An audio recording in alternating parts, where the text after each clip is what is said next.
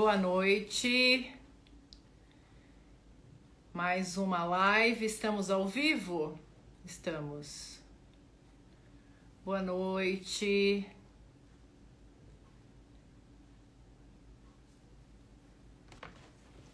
Como vocês estão? O pessoal já está entrando. Boa noite, boa noite. Boa noite, eu tô vendo gente aí do Brasil inteiro.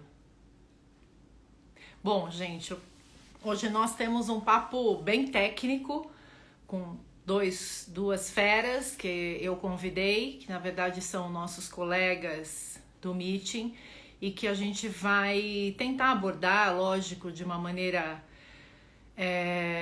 rápida, né? Já que uma live não consegue abordar tudo, mas eu acho que, como eu trouxe os outros participantes do meeting, né, os outros professores, e estão faltando 4. Hoje nós teremos 2 e na outra semana nós teremos outros 2. Boa noite a todos.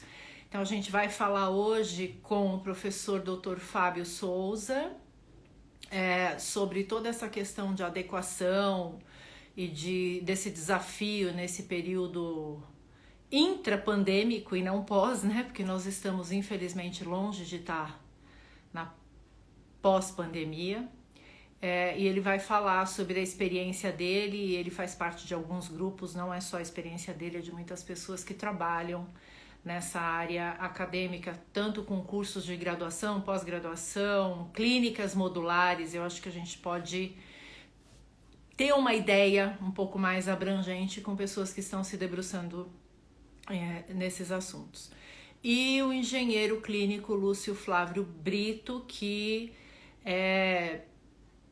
talvez dos que eu conheço, né, eu posso falar sem medo de errar, uma das pessoas que mais entendem dessa parte de engenharia clínica, que já trabalha há mais de 30 anos aí nos hospitais de todo o Brasil e que entende muito sobre toda essa infraestrutura e necessidade que nós temos que incorporar, não só de trocas de ar, não só dessa questão de pandemia e que relaciona todas as modificações, mas sobre outras tantas coisas que confesso que até eu me surpreendi quando conversei com ele em relação a uma prévia do que a gente poderia falar para os nossos colegas dentistas.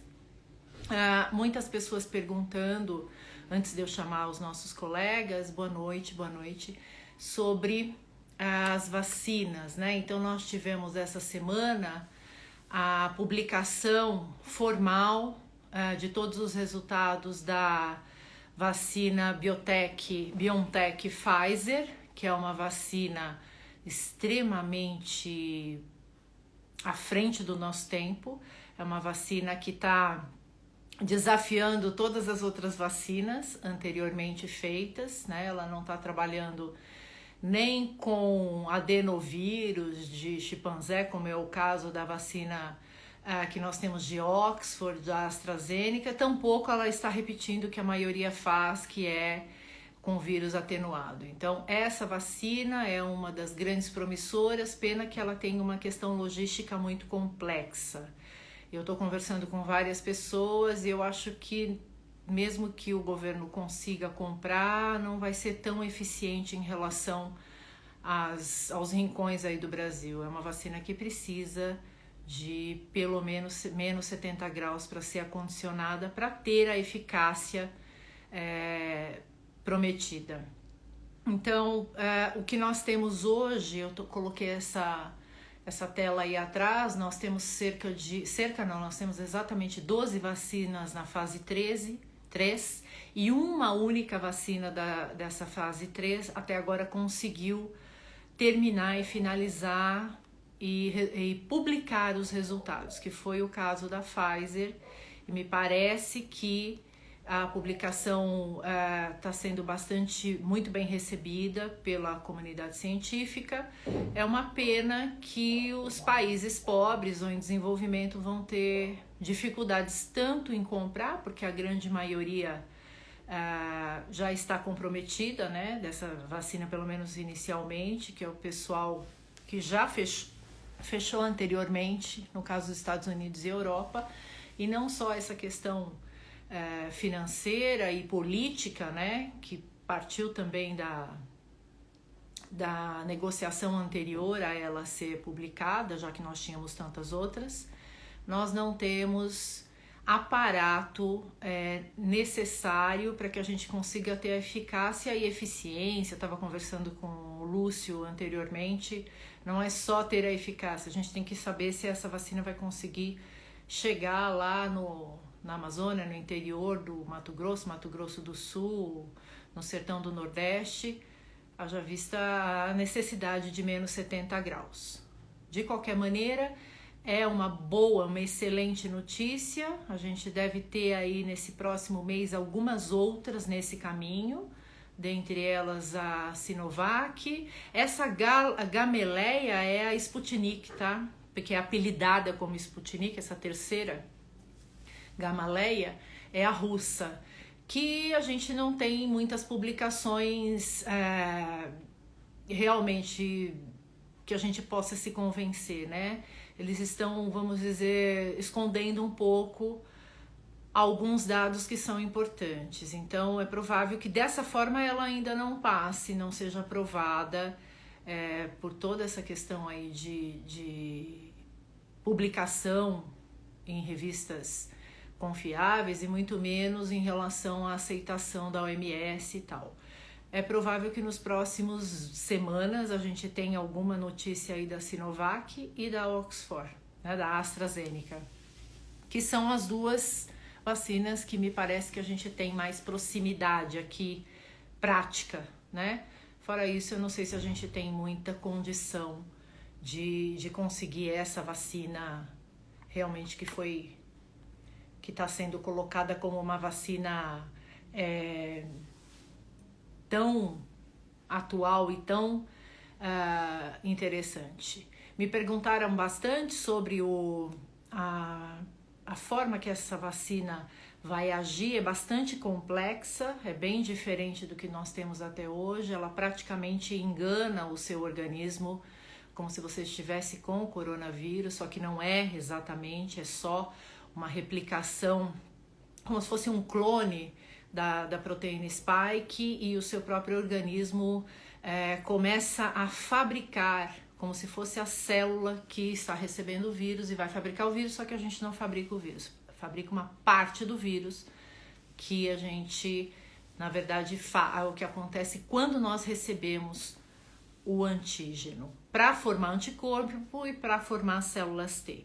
Eu, num outro momento, prometo explicar isso melhor, mas é algo extremamente, fantástico, é bem complexo e me parece bem seguro, até muito mais seguro do que as que têm vírus atenuado, tá? Isso eu posso garantir para vocês. Mas a gente tem outras plataformas de tecnologia de vacina, além da Sinovac, e temos a AstraZeneca, que é uma outra tecnologia. Eu acho que eu já vou chamar o Fábio, deixa eu ver se ele tá aqui. Eu vou ver se eu consigo chamá-lo. Você tá por aqui, Fábio? Se você está, saia e entre para eu conseguir te adicionar. A gente vai falar com o professor doutor Fábio Souza e eu gostaria que ele... Oi, Francisco, tudo bom? Frio aqui, viu, Francisco? Super frio em São Paulo, chuvoso. Beijos para você também. Tô esperando você, Fabinho. Vamos ver se ele entra. Ele vai entrar como biossegurança. Tá aqui. Eu já enviei. Então, vamos ver se ele entra, aguardando. Boa noite a todos novamente. Tá quente aí, né, Francisco? Sempre, né? Salvador, sempre quente. E aqui tá bem frio. Eu tive que sair hoje. Fui para extremo sul aqui da cidade de São Paulo. Tava mais frio ainda do que onde eu estou, que é mais centralizado. Eu estou aguardando. De qualquer forma, eu acho que é muito importante que a gente mantenha a calma. Eu sei que isso parece redundante, né?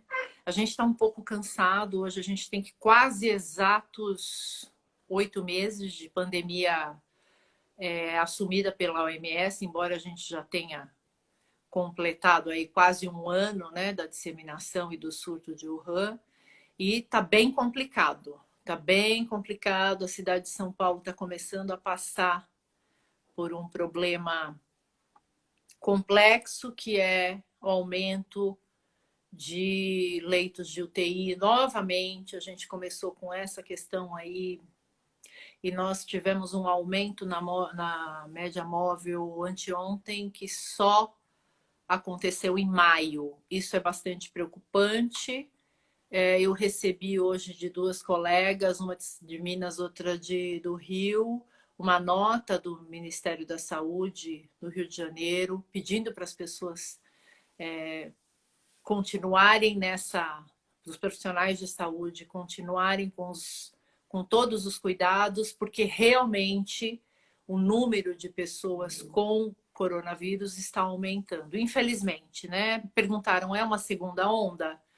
Eu não diria que é uma segunda onda porque a gente não saiu da primeira, né? E diferente da Europa e de Nova York, que é um estado à parte, uma cidade à parte dos Estados Unidos que realmente passou pela primeira onda, nós não saímos da primeira, né? A gente teve aí uma estabilização pequena, bem mais abaixo do que aquelas centenas e quase 1.000 mortes por dia, e agora a gente começou a crescer. Espero que em 15 dias a gente não tenha um aumento tão grande por conta da eleição, né? Agora do primeiro turno e depois ainda vem mais um turno.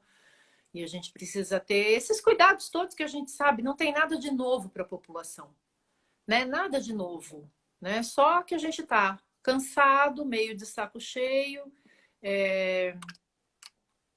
achando que realmente tem uma hora que ficar com todos esses cuidados e dando um passo atrás sempre que pensamos em nos reunir, a gente tem que ter essa consciência, é uma situação complexa. Como vários colegas médicos já falaram, a gente vai sair de uma pandemia, se Deus quiser, o ano que vem, e entrar numa outra que não é causada por vírus, e sim por um problema muito sério, psicológico e até psiquiátrico, né?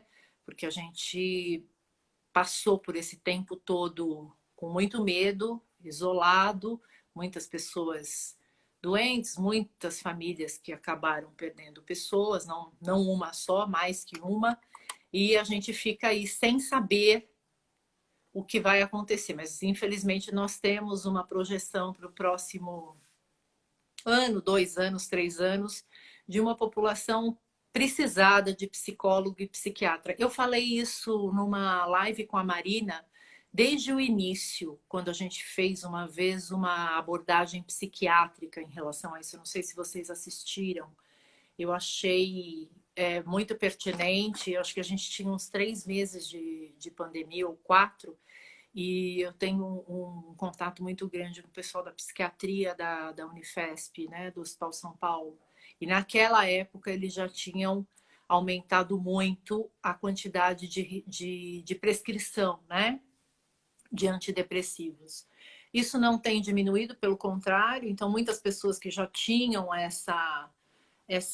esse problema e dependiam de antidepressivos ampliaram ou modificaram de droga, aumentando um pouco, né, a necessidade de dobrar ou de mudar de droga, e muitas pessoas que não jamais estiveram precisadas ou tomando esses remédios estão tomando agora, estão com prescrições. Isso é bastante triste. Número de suicídio, uma série de coisas, né? Eu estou aqui aguardando. Vamos ver, eu vou chamar novamente. Se não, eu vou chamar direto o professor Lúcio Flávio. Eu não sei se o Fábio vai me responder, porque essas pessoas todas, né, como vocês também, todo mundo está trabalhando muito. Alguns professores, ou a grande parte dos professores, está trabalhando em casa, mas está trabalhando na frente do computador por mais de 12 horas. Então, é uma loucura isso, né? Apesar da gente, eu pelo menos, estar em casa, eu estou me desgastando e trabalhando muito mais do que se eu estivesse viajando para congresso, né? Eu acho que o Fábio está com alguma... eu estou vendo aqui, Gustavo, tem realmente um problema sério. Eu realmente sou uma dessas, viu, Gustavo, de bruxismo. Estou tomando Miozan há uma semana, né? Quebrei a minha placa e, Fábio, se você não está conseguindo participar, sai e entra novamente. Eu vi aqui que você não está conseguindo. E quebrei a minha placa, mio relaxante, e estou tomando Miozan porque eu acordo com muita dor de cabeça. Né? Eu vou tentar novamente chamar o Fábio, senão eu já vi o Lúcio aqui, a gente chama o Lúcio. Tá bom? E com todo mundo que eu converso é a mesma história, né? Apertamento, desgaste. E é todo mundo, viu, gente? Não é só profissional de saúde, não é só dentista. É gente pobre, rica, tá todo mundo sob pressão, ninguém sabe muito o que vai acontecer. A gente espera que essas vacinas sejam produzidas e aplicadas o quanto antes. Mas é o que eu já falei há muito tempo, né? Não queira imaginar que você vai passar ano novo e carnaval já imunizado.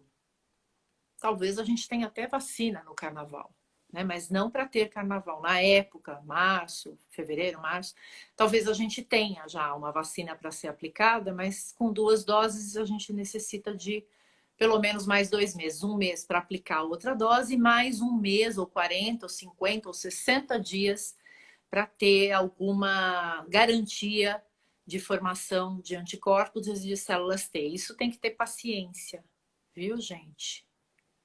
Olha, definitivamente ele não consegue entrar. Então, eu vou chamar o professor Lúcio, que já está aqui. E depois eu chamo o Fábio. Melhor, né? Oi, Lúcio!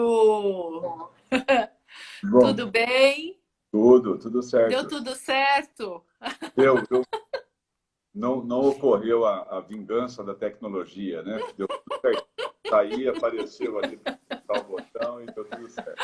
Você viu, a gente programou em colocar o professor Fábio primeiro, mas ele deve Isso. estar com algum problema. Mas não tem problema, seja muito bem-vindo, Lúcio. Para a gente é um prazer estar te recebendo aqui. A sua área, o que você aborda, o seu trabalho, a sua vida profissional é, assim, mais do que nunca necessário, não só para o hospital, mas hoje em dia os dentistas estão tendo a noção do quanto a gente é falho nisso. E aqui é bem informal, eu não vou ler currículo, eu só falo que você é engenheiro clínico, que trabalha há mais de 32 anos com engenharia clínica, em hospitais. E eu queria que você falasse para a gente, Lúcio, dessa intersecção da engenharia clínica e a necessidade que o dentista, a odontologia, não o dentista, tem, e que a gente é tão longe disso, né? A gente fica tão longe. Eu estou me incluindo como um dentista comum que não conhece a abrangência da engenharia clínica. Seja muito bem-vindo. Então, Luciane, o que acontece é o seguinte, né? Você tem um grupo de engenheiros, né, que são os engenheiros biomédicos, na verdade, eles são responsáveis aí pelo desenvolvimento de todas essas tecnologias e equipamentos que a gente usa em hospital, quer seja ou em consultório odontológico, quer seja para diagnóstico, para terapia, ou as tecnologias assistivas, né, que vai ali desde a bengala até o exoesqueleto. Mas o engenheiro clínico é aquele cara que ele fica mais próximo do paciente, né? Então ele está próximo ali da aplicação daquela tecnologia que foi desenvolvida na indústria. Uhum. Ela vai para o hospital, vai para a beira do leito e assim a gente até brinca, né, que o conforto da bancada O que é o conforto da bancada? É quando você retira o equipamento do lugar, leva para a bancada, abre ele, desmonta ele, mede, analisa e conserta, né? Então, a bancada é muito confortável. O duro é quando você tem que ir lá na beira do leito, porque alguém te chama, fala, Exatamente. olha, dá um pulinho aqui porque a coisa não está muito boa. Então, é esse tipo de prática que a gente procura mostrar que cabe, né? Tem espaço para os engenheiros que gostam de estar ali mais próximo do paciente, mais presente no ambiente do cuidado. E a área odontológica é menos comum ainda, né? Assim, você ter ali a presença de um profissional da área de engenharia, com uma formação, qualificado, enfim, para dar esse tipo de suporte. Então, o que a gente vê, né? Que a gente procura, que eu procuro mostrar. Eu sou professor também, ministro aulas em curso de graduação, curso de pós-graduação, e tenho interesse em disseminar esse conhecimento, né? Para os profissionais da área da saúde de maneira geral. Saber que existem engenheiros que gostam da área da saúde, que gostam de ciências exatas e que estão dispostos ali a fazer algum tipo de contribuição no ambiente da assistência, né? E aí a gente faz um paralelo com o hospital, né? Com o consultório odontológico, que assim eu procuro mostrar para os meus alunos que ele não é menos complexo, né? Ele é tão complexo Não, é quanto o isso. hospital, né? Desde a concepção do projeto arquitetônico de um hospital, né? Se o hospital vai ser assim ou vai ser assado, se um hospital é de ortopedia, de cardiologia, você tem o consultório odontológico com todas as especialidades odontológicas e o ambiente não é menos complexo. Praticamente tudo que você tem no hospital, você tem no consultório odontológico. E o que a gente percebe é que as pessoas normalmente não se atentam a isso, né? Que o rigor, o padrão de qualidade, o padrão da qualidade da assistência, da segurança do paciente, ele tem que ser equivalente tanto no hospital quanto em qualquer outro EAS, né? Como nós, na nossa área a gente costuma abreviar as coisas, né? Colocar no acrônimo, forma de acrônimo, né?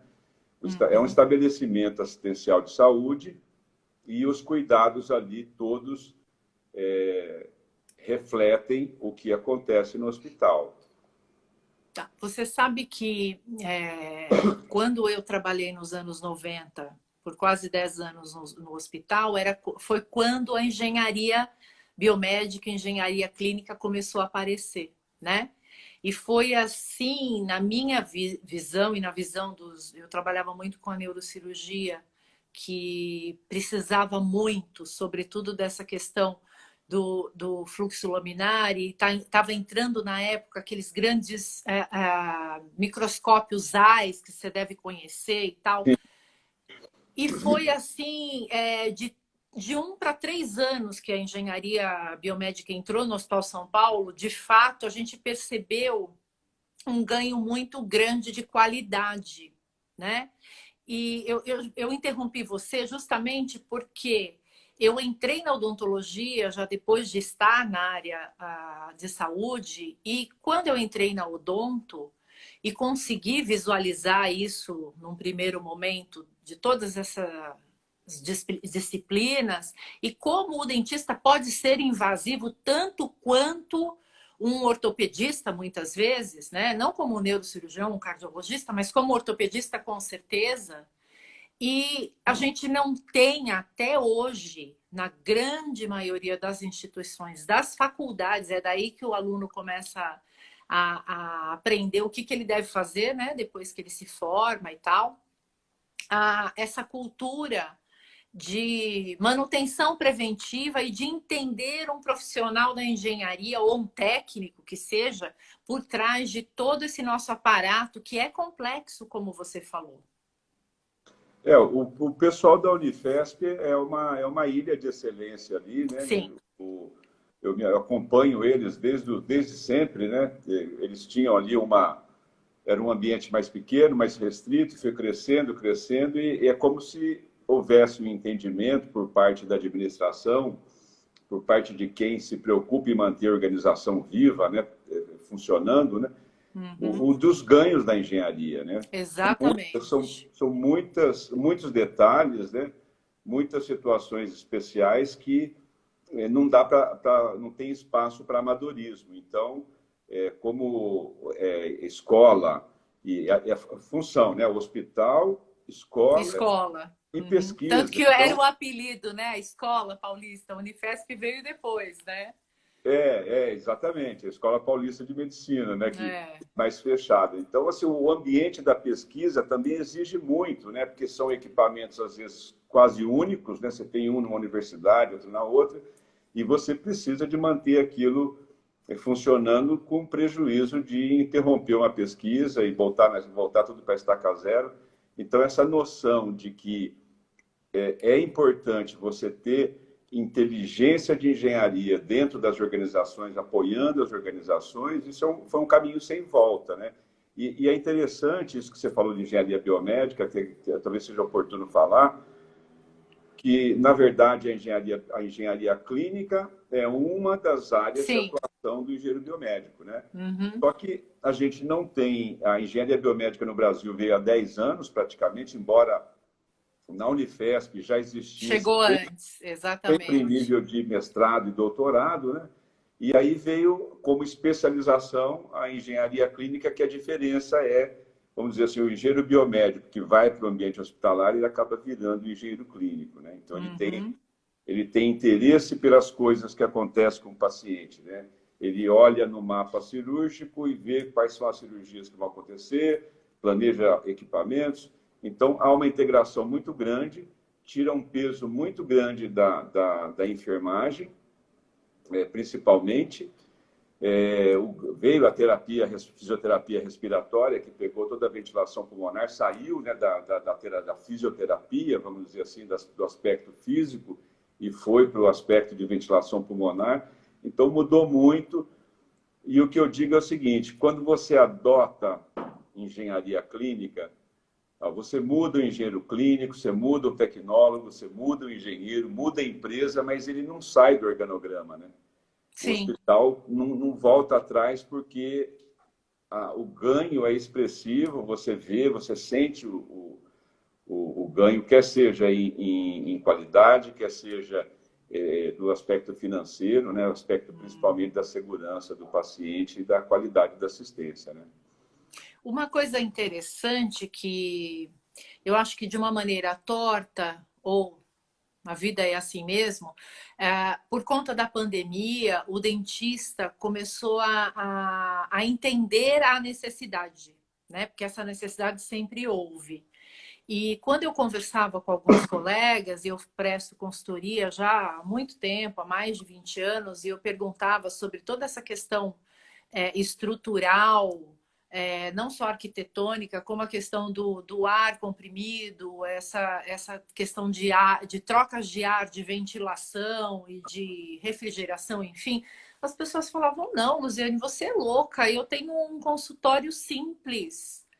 Eu tenho que fazer aqui o arroz com feijão. Era isso que eu ouvia. Eventualmente, eu cheguei a fazer alguns projetos em empresas grandes e grupos grandes e classe AA, que eles têm, inclusive a Joy Commission hoje, fizeram a ONA.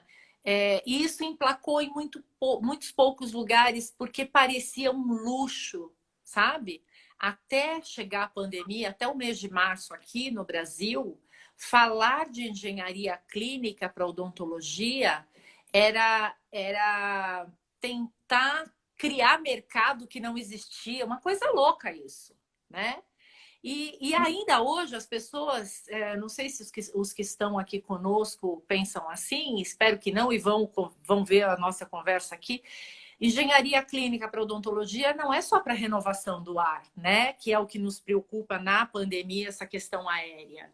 Aí eu queria que você falasse um pouquinho dessa intersecção da engenharia clínica nas áreas práticas, no que a gente pode visualizar, para quem não tem essa visão, o que a gente pode entender em termos de ajudar / melhorar a nossa assistência, tanto a nossa segurança a nossa integridade como saúde, não só nossa como nosso paciente, mas de melhorar as condições de atendimento, porque é para isso que existe engenharia clínica no hospital, né?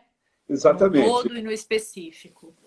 A gente tem várias definições. Eu sou membro do American College of Clinical Engineering nos Estados Unidos desde 91 e sou certificado. A gente tem um padrão de qualidade internacional que eu procurei alcançar. Nós temos duas organizações, que é a Associação para o Avanço da Instrumentação Médica e depois eu me submeti ao American College of Clinical Engineering. São duas certificações internacionais que eu tenho e mantenho.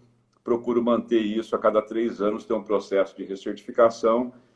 E, assim, o engenheiro ele passou a ser um instrumento para alcançar a qualidade, né? Então, a busca pela qualidade da assistência e, mais atualmente, pela segurança do paciente é que abriu um espaço importante para nós, porque existem inúmeros requisitos, não só a climatização, né? Sim. O conforto, a segurança biológica, mas existem inúmeros requisitos que vão desde consumo de energia elétrica, consumo de água, consumo de gases medicinais, aumento da segurança. Então, nós temos uma definição que é a aplicação de conhecimento teórico e prático de engenharia, mais habilidades e conhecimentos na área gerencial para melhorar e desenvolver o cuidado com o paciente. Então, o foco é sempre o paciente. E aí abre um leque de oportunidades. Alguns são mais visíveis, como eu vou comentar alguns casos no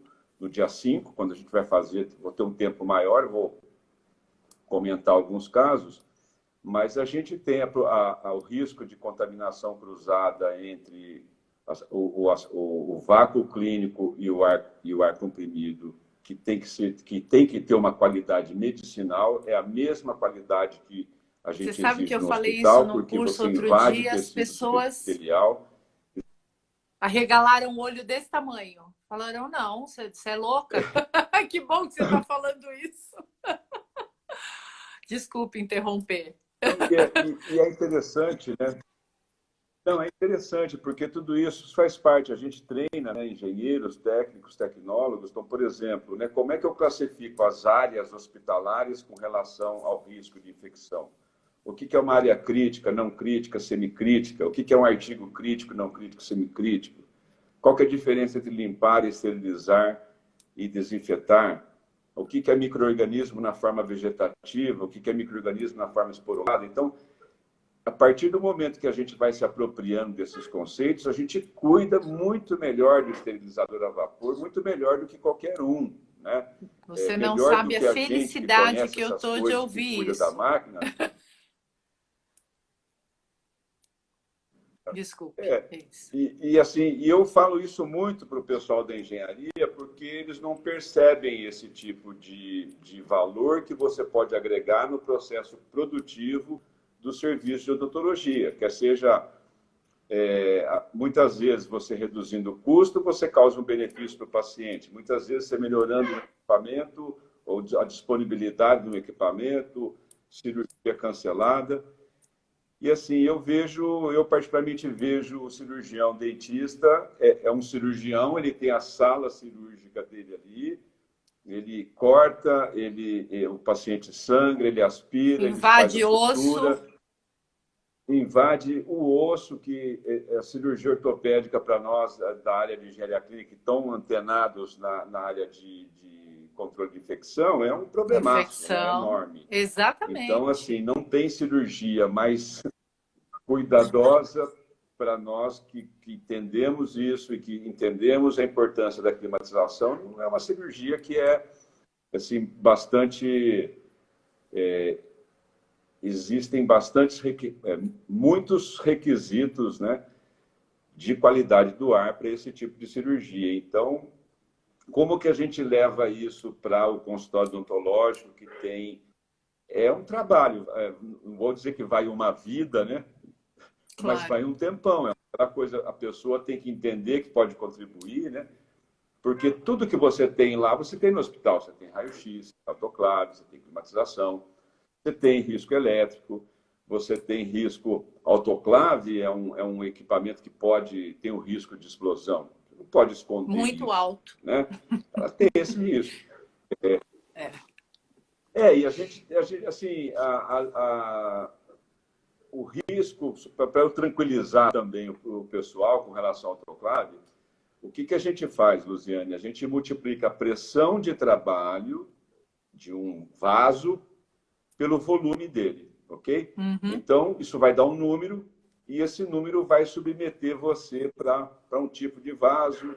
Então, assim, como o volume é pequeno e a pressão é muito baixa, para engenharia a pressão é muito baixa, essa pressão é baixíssima, né? Ela vai te levar, e o fluido é água, o risco Sim. diminui bastante, mas você não pode fechar os olhos e acreditar que não tem. Claro. Você não precisa cuidar da máquina, você não precisa cuidar da água da máquina, né? Então, por exemplo, muitas pessoas utilizam, por exemplo, água mineral na sua autoclave, né? Então, quando a água vira vapor, aquele minério que está na água fica todo incrusta na máquina. Então, Claro. tem várias formas Tanto da que gente as ajudar autoclaves mais sofisticadas, né, Lúcio, como as de classe B, dependendo da qualidade da água destilada, ela nem começa a funcionar. Não é nem mineral. Dependendo da água destilada, se não for deionizada ou bidestilada, ela não entra.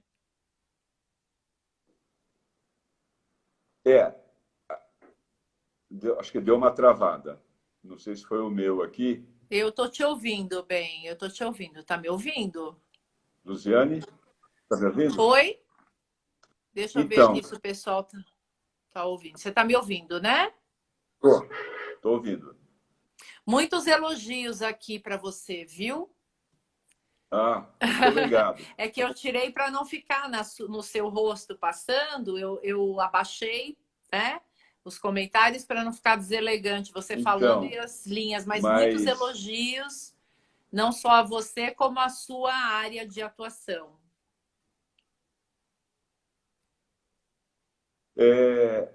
Então, Luziano, estava falando da água, né? Em hospital a gente usa osmose reversa, né? Praticamente a gente usa H2O, né? Ela traz alguns problemas porque a gente tem interesse na condutividade elétrica também, então água muito pura atrapalha algumas coisas que a gente precisa medir na máquina, né? Mas, assim, como que a gente... Porque, assim, nós não podemos fazer nada, né? Como consultores, como engenheiros. Quem decide, em geral, é a administração. Então, o que a gente faz? A gente cria opções para a administração, explica os porões e a administração decide por isso ou por aquilo. Então, o engenheiro que souber, que topar, que quiser apoiar esse tipo de profissional, que é o cirurgião dentista, porque a coisa vai na mesma velocidade que o hospital, né? Então, assim, eu fico pensando que amanhã nós não vamos ter uma prótese ou qualquer elemento aí dentário, né? Não sendo produzido da forma como com fundição, com cera perdida, com a usinagem manual. Não, né? Já é. Odontologia digital já existe. Assim, Depois né? eu vou te mandar. Assim, como é que a gente ajuda a acelerar isso? Porque a gente vem com a inovação tecnológica, né? Chega num ponto que ela é aprovada e tem gente que remunera por ela, a gente fala, a incorporação tecnológica começou, aí vai para o uso amplo. Então, se a gente ajuda... Claro. Não, eu entendo que já existe, a gente estuda na engenharia biomédica a impressão, a bioimpressão, né? Impressão de tecido, mas eu falo assim, como é que o engenheiro pode ajudar a acelerar esse processo de difusão, levar para o uso amplo, né? Tirar da feira, botar no consultório e tornar aquilo mais produtivo, melhor para o paciente. Então, à medida que você tem o engenheiro clínico que tem interesse pelas coisas que acontecem no mundo da odontologia, o congresso de vocês é gigantesco, né? Exatamente. E é muito pouco comum eu encontrar algum colega lá. Esse ano passado eu não fui. O meu dentista, eu sou um paciente péssimo para o meu dentista, tá certo? Mas, assim, o, esse ano nós não conseguimos, o ano passado nós não conseguimos ir, mas no próximo nós vamos junto, entendeu? Porque tem muita coisa acontecendo e às vezes Muita. o engenheiro se especializa, faz um curso, se prepara e fala: o mercado é assim, o mercado está fechado, não tem como fazer Não. e ninguém me contrata, né? Então, assim, ele não olha para essas necessidades, né? Porque eu moro aqui em São Paulo, eu estou aqui numa região onde fica entre a Santa Cecília e Higienópolis, né? Então, se eu der um raio aqui de 1 quilômetro ao redor da minha casa, eu tenho Tá certeza que eu vou cheio encontrar de pelo menos uns dentista. 50 consultórios Eu tenho vários odontológicos. colegas que estão aí, com Né? consultórios aí. Lúcio, você falou uma coisa que me chamou muito a atenção, que nós estávamos discutindo. Nós temos um grupo chamado Geração Biossegurança, e nós fizemos ontem uma reunião, ontem, anteontem, eu já perdi, que inclusive eu queria parabenizar o CFO, que autorizou que nós fizéssemos todas as retificações do último documento, que tinha muita coisa equivocada, para além dos equívocos que já vieram na atualização da Anvisa. E aí, o que nós estávamos conversando no final, estávamos em 4 pessoas, tem muito a ver com o que você falou, porque quem se dispõe a fazer algo mais específico precisa estudar e precisa estudar muito, né? Não é só ficar na Na camada superfície. superficial. E o que eu percebo infelizmente, que os profissionais da odontologia, por a gente nunca ter tido uma pandemia nessa geração, uma coisa no Ocidente tão grave, é que as pessoas começaram a não saber onde ouvir e o que fazer através de que orientação. Eu venho falando isso há vários e várias lives.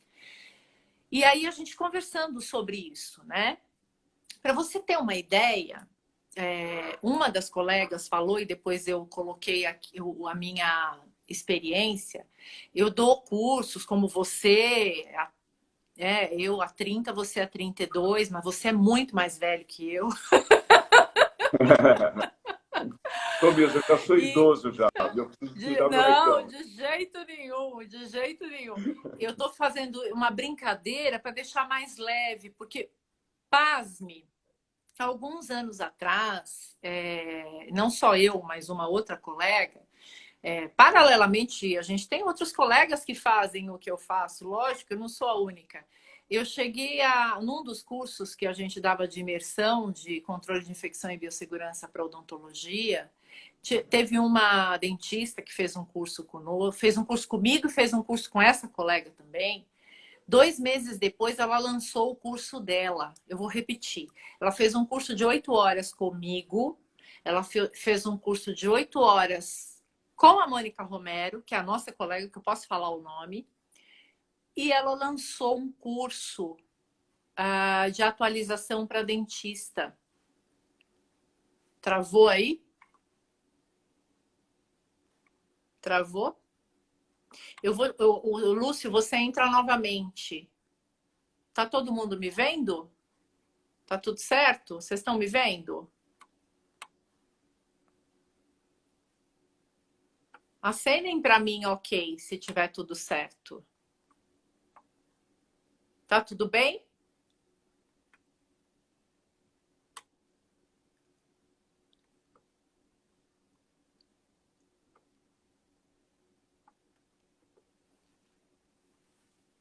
Eu vou esperar ele entrar novamente. Eu não sei se está gravando, se travou. Acho que sim. Oi, Lúcio. Agora você Agora está me conectou, ouvindo? estou te ouvindo. Então, só para terminar, para você ter ideia de como a gente precisa entender que para se fazer um trabalho consistente, não basta ser engenheiro. Eu não vou pegar o meu vizinho, que é engenheiro civil, e vou levar para o meu consultório e falar: faça o trabalho de climatização, que não é só resfriamento, né? Que as pessoas normalmente confundem climatização Exato. com colocar um ar-condicionado. Então, pasme, nós tivemos um exemplo, então são vários, tá? Eu estou te dando um exemplo de uma profissional dentista que assistiu um curso comigo, um curso com a Mônica Romero, e começou a dar cursos de biossegurança e montar cursos online. É proibido? Não, não é proibido. Mas espera um pouquinho. Eu não consigo entender qual é o eco que um engenheiro naval vai ter dentro da engenharia clínica, que um engenheiro, sei lá, de produção vai ter dentro de um hospital. Então, eu acho que as pessoas poderiam começar a entender que controle de infecção e biossegurança para o hospital é super, mega sério. Ele está naquela linha abaixo do presidente do hospital, junto, quando você olha o organograma, né, do hospital, todo mundo está lá, abaixo, acima tem a enfermagem, o CCIH, o diretor, e acima tem uma pessoa só.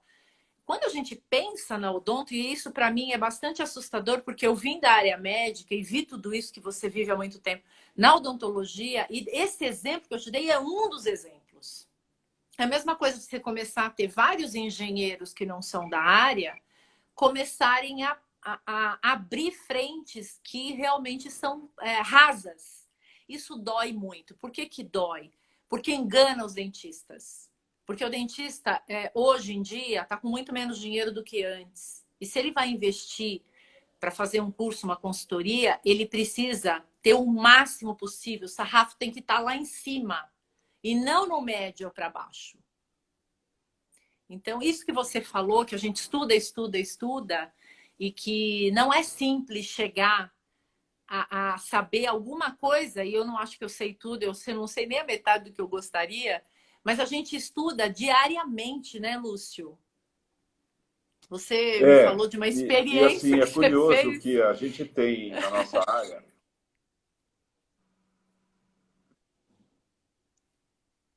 Tá travando, mas não tem problema. Não, tem Tá centenas, travando? né? Centenas de experiências diferentes com água, com energia elétrica, com compra errada. Enfim, tem uma centena de experiências. O que acontece, basicamente, é o seguinte: o engenheiro clínico, de uma forma geral, quando ele fica num hospital só ou numa prática só, ele acaba se tornando um especialista. Ele sabe, vamos dizer, tudo sobre nada. Ele sabe tudo de raio-x, ele sabe tudo de ressonância, Uhum, ele sabe tudo de autoclave. E a gente precisa do engenheiro clínico geral, que ele sabe um pouco de tudo, uhum, mas ele deve ter capacidade de acompanhar o especialista quando o especialista vai mais fundo. Então, por exemplo, eu tenho colegas que não admitem conversar sobre autoclave com quem não conhece o vapor, né? Porque o vapor é uma coisa super misteriosa, ele tem uma série de a água, né, misteriosa, tem uma série de propriedades, o estado sólido, líquido, vapor saturado, superaquecido. Então são engenheiros mais exigentes, né? Então uhum. o importante se você é saber um pouco de tudo, mas não deixar de estudar para você ter condição de se aprofundar, porque você precisa, tem horas, se aprofundar, porque não dá para você saber tudo no hospital, né? Se for pegar, são centenas de tipos de equipamentos com princípios de Claro! funcionamento diferentes, né? Agora, eu falo assim, o problema é assim, e hoje os cursos de especialização são de 360 a 400 horas, o que mais tem horas é o da Unicamp, é um dos que eu mais gosto, porque estudei toda a minha parte de engenharia biomédica lá, ainda estudo lá, então eu puxo na brasa para a sardinha, mas ele tem 720 horas. Mas você tem vários de 360 horas, de 400 horas. Né? Então, assim, o que eu aconselho para o pessoal é faça o curso, escolha um curso que você pode estudar, que cabe no teu bolso, mas estuda, pô. Estuda porque Sim, o você fato de conversa. ser engenheiro e fazer esse curso é interessante porque você está indo para o local diferenciado, mas isso não te diferencia na prática se você não estudar todos os dias, né? Eu fiz esse alerta, se me desculpe para os colegas, porque a gente precisa puxar o sarrafo um pouquinho mais para cima, Também acho. não só da parte de engenharia, de biossegurança, como de outros, que hoje a gente vê curso de especialização em qualquer consultório porque pega o aval de faculdade. Eu não posso falar nada contra, eu tenho sim contra. Como é que eu vou ter um consultório com duas cadeiras e vou trazer uma faculdade só para chancelar e vou dar um curso de especialização? Isso acontece aqui no Brasil. Você acredita nisso? Ô, Luciane, você Então, puxou por um lado desculpe, aí, eu que é o sou, eu lado sou muito da radical com certificação isso. internacional em engenharia clínica. Uhum. A certificação internacional de engenharia clínica foi uma coisa que eu comecei a buscar em 1991. Para você ter uma Sim. ideia, são 150 questões em 3 horas e meia, com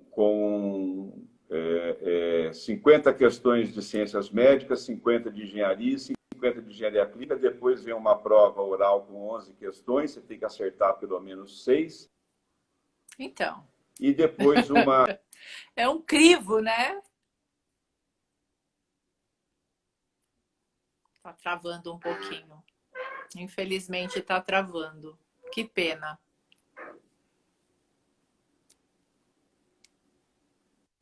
Um lugar mais alto, um patamar mais alto, porque você tem que Uhum. conversar com profissionais da assistência, que é um outro mundo, e a gente tem que andar nessa interseção, nessa área comum, de interesse comum, né? E fazer a coisa crescer, porque eu acho que é melhor um Sim. cirurgião dentista que tiver apoiado por um serviço de engenharia clínica que, diga-se de passagem, não existe ainda, né?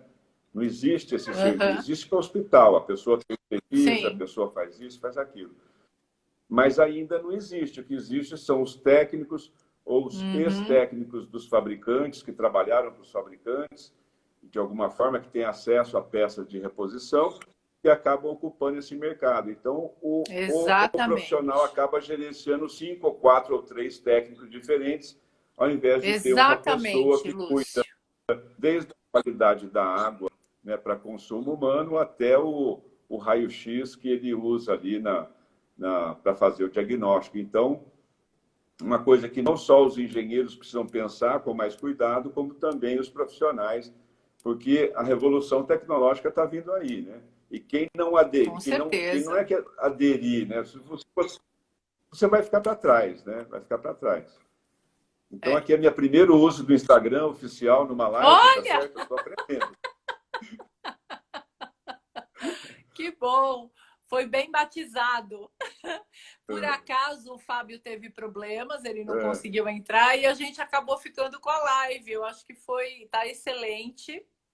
Na verdade, Lúcio, a então, gente mas deixa eu só falar. Por favor. Não, eu queria falar uma coisinha sobre a aula do dia 5, né? Mas comenta aí, depois eu terminar, eu Não, era comento. isso. Quando nós resolvemos fazer o terceiro meeting, veja que já tivemos o primeiro e o segundo, e nenhum a gente teve engenharia clínica, né? Eu não Não, te vamos lá, digo tem que muita não, coisa, eu não te tem muita digo que eu não pensei nisso. Mas quando eu coloquei para o pessoal que estava me ajudando a organizar, e Luziane, desculpa, é importante, mas não sei. Eu fui voto vencido. Aí, esse ano, com a pandemia, só se fala em ar, só se fala em janela aberta, só se fala em exaustão. Então, eu acho que nada é por acaso, né, Lúcio?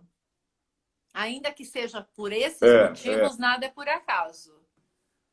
E é por isso que você está aí, é, está eu, todo mundo esperando muito essa aula, porque eu tenho certeza. A gente vai abrir para dúvidas também, a gente vai fazer grupos de estudo posteriormente ao meeting com as pessoas que estiverem, né? Que é um grupo grande, não é um grupinho pequeno, mas a gente vai dar seguimento a tudo que for de foco, que a gente vai fazer uma pesquisa e o foco, a gente vai escolher 3 ou 4 focos de estudo e a gente vai desenvolver, e com certeza engenharia clínica vai ser um dos veios.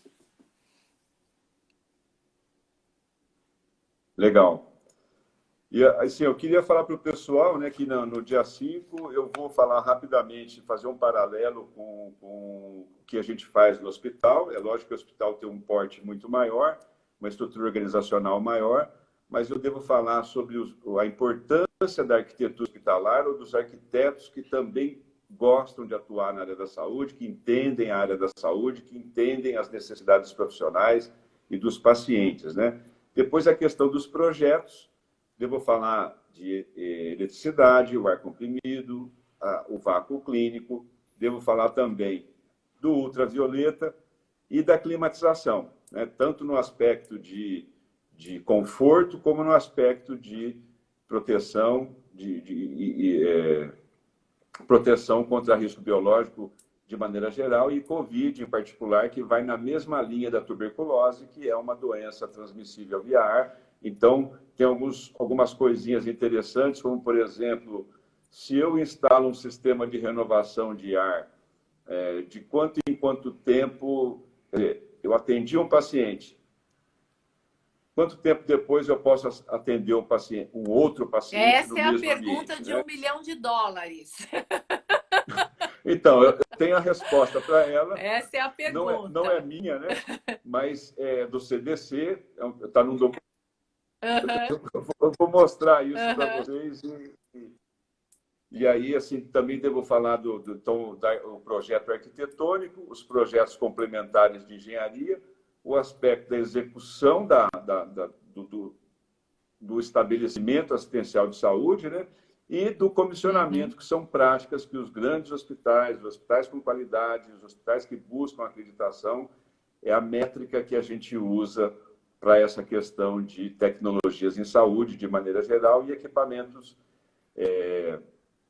de infraestrutura, de apoio, médico-assistencial e equipamentos gerais, como que a gente cuida disso, como que a gente dispõe, mantém tudo isso funcionando, disponível aí para a hora que o profissional precisar, a coisa está ali do jeito que precisa ser. Então, essa que é a nossa função, isso que a gente gosta de fazer. Tá? Excelente. Particularmente, dois itens que você falou são pautas que a gente tem desenvolvido de maneira muito superficial, porque eu não tenho expertise na área, que é essa parte de climatização e muitas perguntas sobre ultravioleta. E eu acho que vai ser muito interessante você desmistificar tudo isso, porque a gente vê uma oferta muito grande de produtos, né? E muitos profissionais compraram produtos que, infelizmente, na prática não servem para nada. E gastaram o seu dinheiro tendo a melhor das intenções, né? Que é proteger o paciente e se proteger. Então, acho que isso é muito interessante. Nosso tempo acabou. Parece que não, mas o nosso tempo já acabou. Nós temos menos de 2 minutos. E muito obrigada. Eu queria deixar aí a parte final para você falar.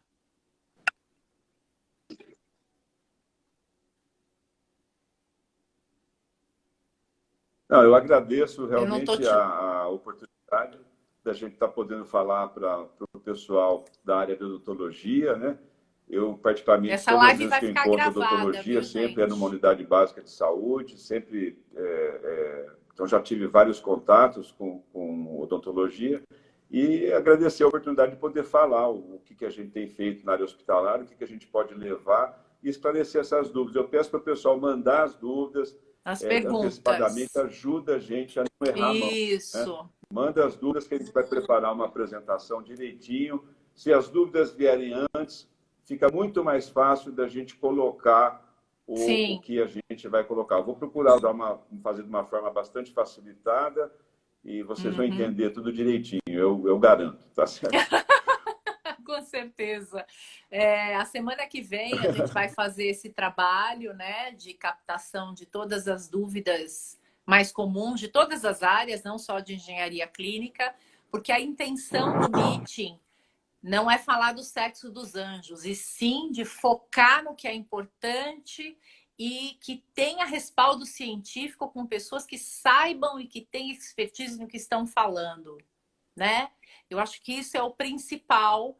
E levantar esse sarrafo, ainda que seja para um número de pessoas que é irrelevante em relação ao número de dentistas que nós temos no Brasil.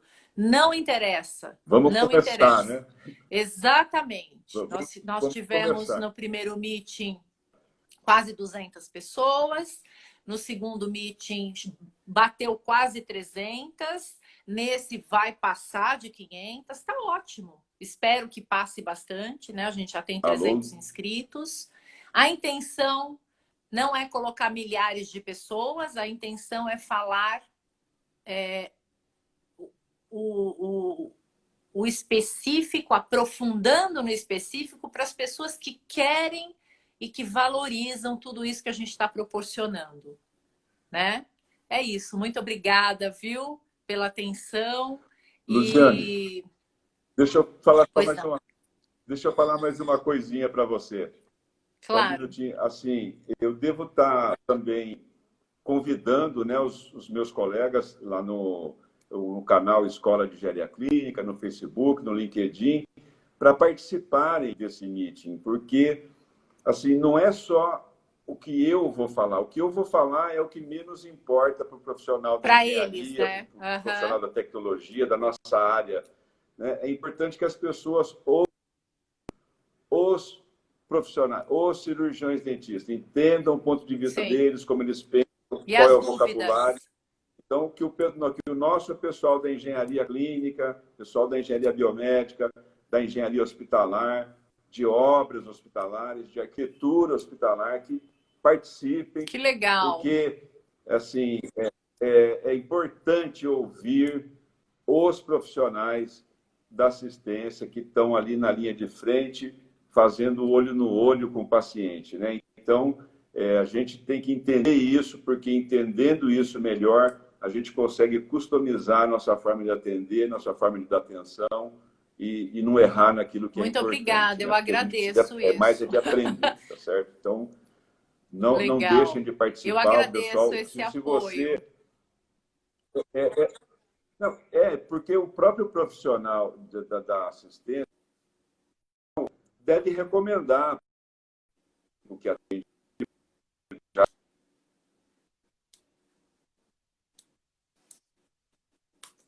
sai mais forte dessa situação.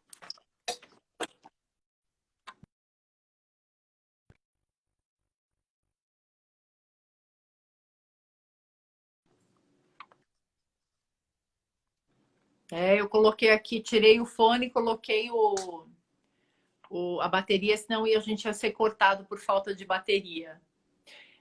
Agradeço demais, está travando um pouco a conexão dele, agradeço muito e quero dizer,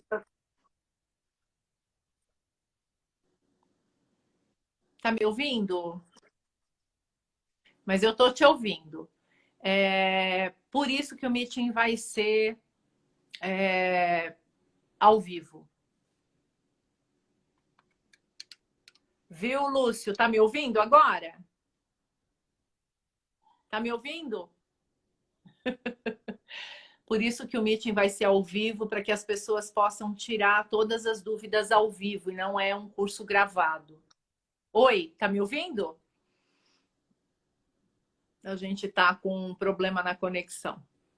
Mas é na conexão do Lúcio, porque eu acho que o pessoal tá me ouvindo, né? Muito obrigada, pessoal. Espero que vocês tenham gostado. Ele saiu. Muito obrigada a todos. Boa semana. Cuidem-se, cuidem-se, cuidem-se. Usem máscara, por favor. Por favor, usem máscara. A gente está aqui seguindo. Deixa eu falar tchau para ele.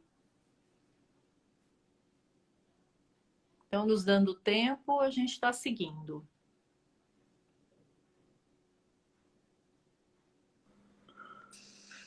Vamos ver se ele conta. Tá difícil hoje.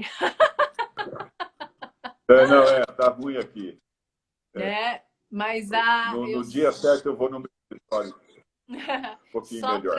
para Tá bom, finalizar. para Obrigado aí pelo finalizar, tempo de vocês. Hein? só para finalizar, eu estava dizendo que é por isso que o meeting vai ser ao vivo, porque uma aula gravada, ela pressupõe que você já sabe todas as dúvidas e você não tem uma interação com as pessoas, né? Eu não gosto de aula gravada, eu gosto de olho no olho de presencial. Já que não dá para fazermos nada presencial agora, não é possível, seria uma irresponsabilidade minha. A gente vai fazer algo ao vivo online, tá? Então, pode acontecer, né? Essas falhas, mas não tem problema, a gente volta, tá bom? Muito obrigada, Lúcio. Até mais. Muito obrigada a todos. Obrigada, boa noite.